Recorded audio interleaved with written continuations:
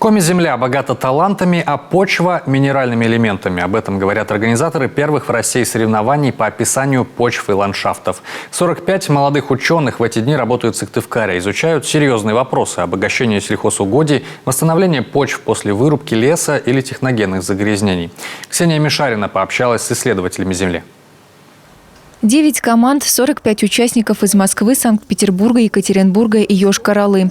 Сегодня в пригороде Сыктывкара молодые ученые-почвоведы боролись за звание лучшего в своей профессии. На выполнение каждого задания 1 час. За это время студентам нужно успеть описать разрезы почвы по определенным критериям. Мы сейчас распределяли границы горизонтов по профилю, определялись с мощностью самих горизонтов и формой границ в основном. Также отобрали пробы для анализа. Вот сейчас будем обрабатывать данные, которые получили, и использовать их в дальнейшем на следующем этапе.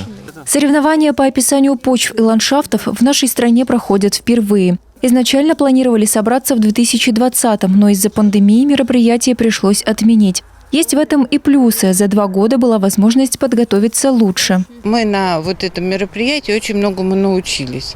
То есть мы пообщались с людьми из других вузов, из Московского университета, из Екатеринбурга, из Йошкар-Олы.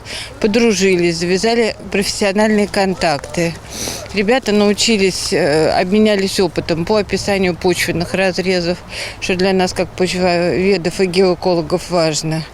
Подружились. Школа молодых ученых рассчитана на 3 дня. Она включает тематические мастер-классы, обучающие лекции и соревнования. Студенты посетят этнографический музей Сыктывкара. Для таких мероприятий Коми была выбрана не случайно. Ученые рассказали, что наша земля по-своему уникальна. В ней содержится большое количество различных питательных элементов. Цели и задачи школы входят ознакомить тех, кто сюда приехал, ребят из разных регионов, с особенностями природных условий Республики Коми, показать им особенности местных почв, которые абсолютно уникальны и редко где встречаются, показать, в чем отличие этих почв от почв, которые они встретили из своих регионов.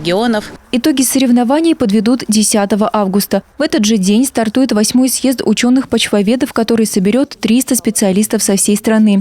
В программе пленарные заседания, круглые столы и научно-полевые экскурсии. Ксения Мишарина, Дмитрий Булаев, телеканал Юрган.